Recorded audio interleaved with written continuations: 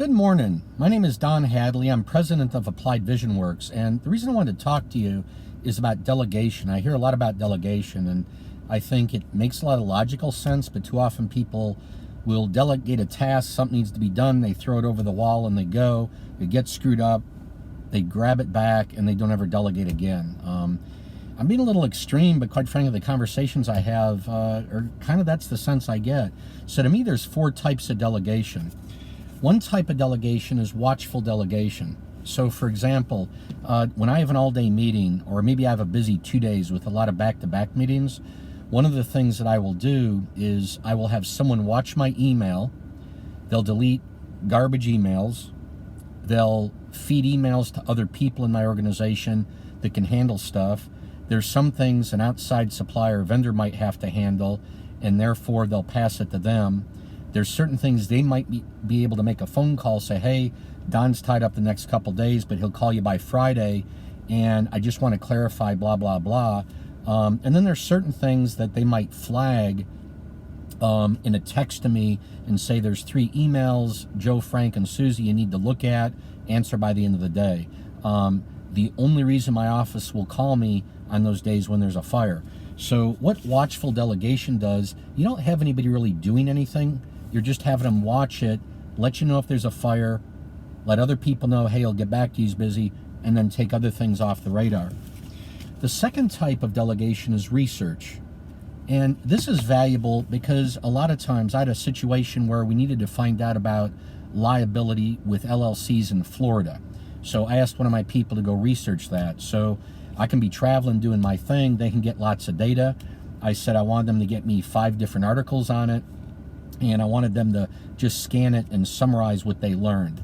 That part I more wanted them to do so they learned something from it and began to have a better understanding of the terminology, but they probably looked at 15 articles, gave me 5.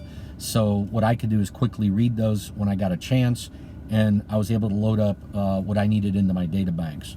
So that's another type of delegation that's very, very low risk. In fact, the watchful, the research delegation, it to me is very low risk. There's also thinking, deciding delegation. So for example, I got a phone call from my office today, and we're looking at different marketing channels.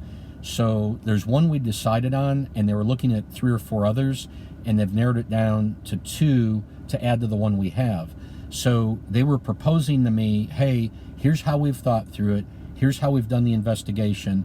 We've pushed these out of the way because for these reasons, but we like these 3. Here's the cost. Here's the time frame commitment. Here's our expectation of the results. So they did a lot of the thinking and research for me. They also have taken the decision making to a pretty far point, and quite frankly, they wanted a yes or no. In this case, I said yes. So that's another type of delegation that can save a lot of time and energy. The fourth type is doing. And I think a lot of times people think delegation is doing. Hey, I need this done, would you go do it? But the reason I'm trying to break it in these 4 types is the doing should be basically a task or an implementation of something. These others are gathering data, or it's trying to identify priorities or time frames. And by doing that, you can better identify who to give it to, who to delegate it to, but also you know what level you're kind of looking at this thing. I've had some days where I've got people using all 4 types of delegation and then reporting back to me on each of these 4 types. So next time you're thinking about delegation, think in a little bit more sophisticated context. You might identify some things that are more useful to you, will save you a lot of time, will add depth to what you're trying to do, but more importantly, delegation done right helps people learn and develop themselves on how you think, what you think, and how you make decisions. If you have any questions on this, my email is dhadley@appliedvisionworks.com. My cell phone is 919-368-9008. Thank you.